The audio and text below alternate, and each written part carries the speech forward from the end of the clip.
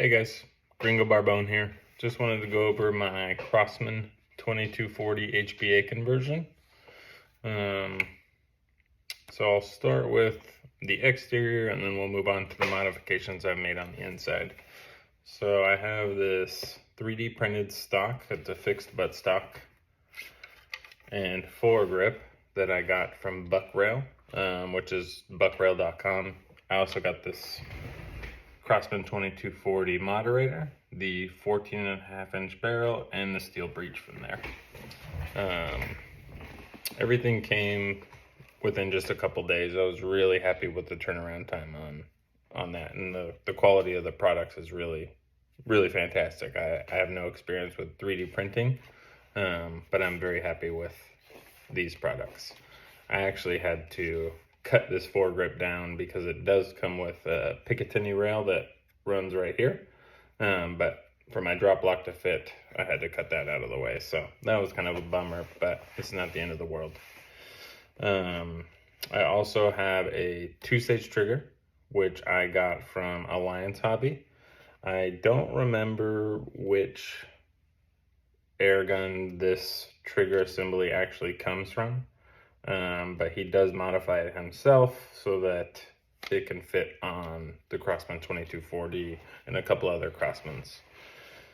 I also have a stronger hammer spring and a bored out transfer bushing that I got from Alliance Hobby. Those are obviously on the interior, but I didn't want to miss going over that stuff. So for the interior, the valve I have in here is actually a Benjamin Discovery valve. So Benjamin, if you don't know, is a product of Crosman. So this is the front half of a Benjamin valve, and this is the back half of the Crosman 2240 valve. And you can see here, they thread right into each other. So they're pretty interchangeable. What I've done is taken the back half of the Discovery valve and included the spring, and I don't know what this is called, so I'm gonna call it the pokey thingy. Excuse my ignorance. So those are also installed inside this Crosman here. And then what I did is the drop block I have installed, this here, it threads in. So say this was a complete Benjamin Discovery valve. It comes like this. You unthread the front and you thread the drop block right into here. The only complaint I have about that is once you thread it down and it's tight enough to hold air, it may not sit so that it's straight with the barrel like this, which causes things to be off balance, and honestly, I just didn't like the way that it looked. So I added a set screw here. I tapped and threaded an 832 grub screw, and this one is a 1/4 inch, so it stinks out a little bit, but I shoot left-handed, so it doesn't bother me.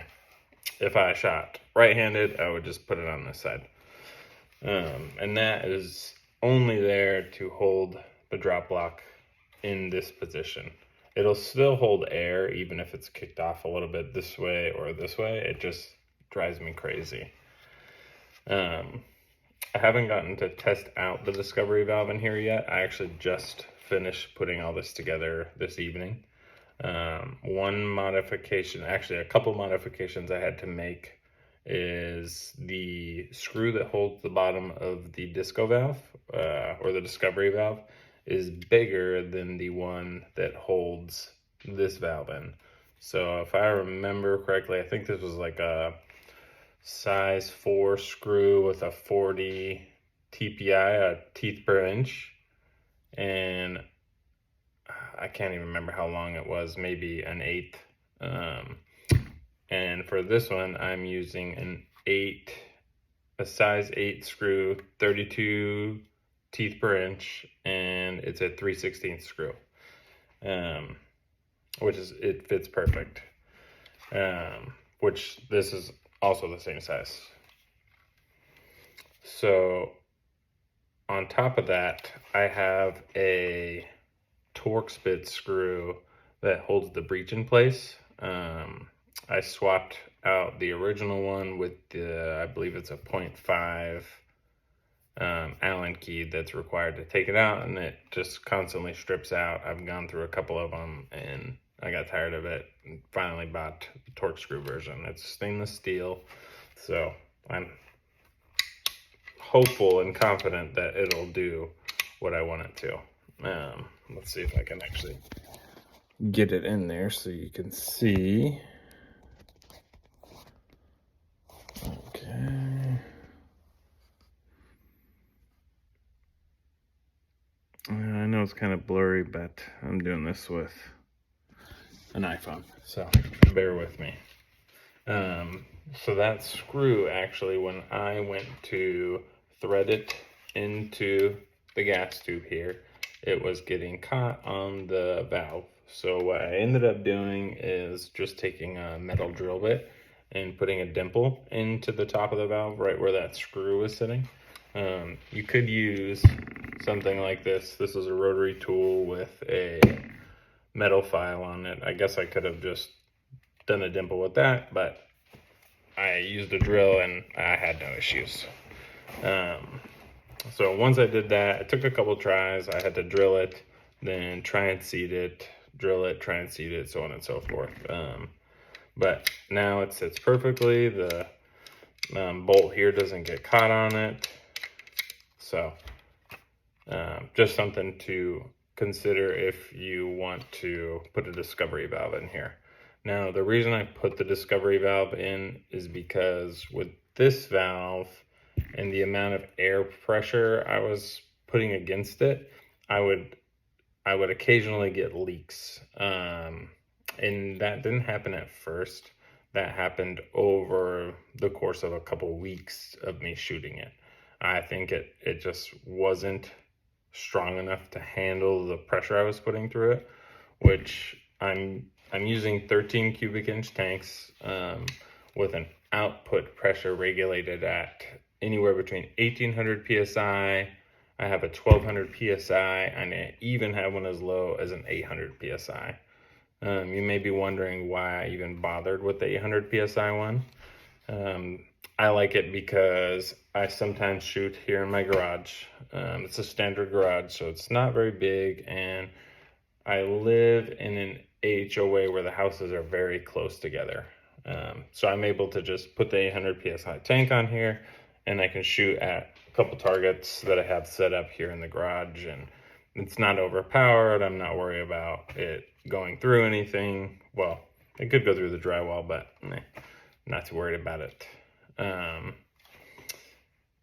But the 1800 psi I feel like is the sweet spot for this. It really delivers a hard punch. I haven't chronoed it. I did recently get a chronograph, so this weekend, now that I have this all put together, I'll be testing that out, and I'm hoping to get some pretty good numbers out of it, and I'll make sure to share all that with you guys.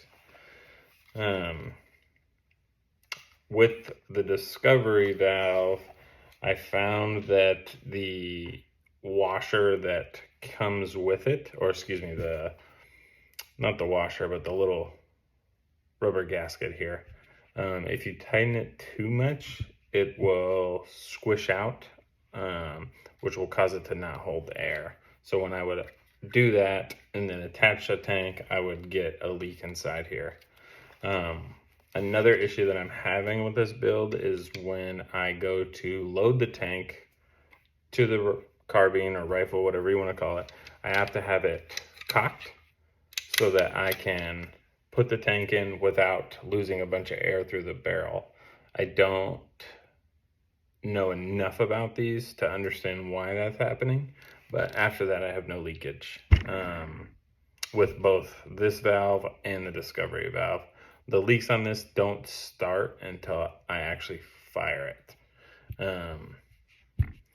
And I did read on a couple different forums that people were saying this seal right here, I know it's out of focus, but this little clear, it almost feels like a silicone or something of that feel there. That these would leak if you just got like a little bit of debris in there, but I wasn't too sure, so I just decided to upgrade the whole thing. When I did take this apart to inspect it at first, I didn't find any debris. I don't see any like visible cracking, nothing that would tell me what was causing that. So the only thing I could think of was the pressure was too great for this little valve, where a Discovery is a PCP, so that valve was designed for higher pressures. So yeah, that's kind of what I've done with it so far. I have a scope on it. It's just a simple 4x32 scope I got off Amazon. Nothing fancy. I don't plan on shooting super long distances with this. Obviously, it's only an air rifle, and I'll be using it for pest control. So I don't plan on being further than 20, 30 yards. Prior to putting the Discovery valve in and using the original Benjamin valve, I was able to get a dime-sized group at about 35 yards. I didn't try anything further than that, but I was very, very, very happy with that grouping at that distance, because I will be well within that distance for anything that I take here at home, whether it be raccoon or possibly a coyote, squirrels, rats. I know this might be a little too much actually for squirrels or rats, which is not a bad thing. This weekend I'll get it on the chrono and we'll get some good shooting in. I'm really looking forward to see where this build goes.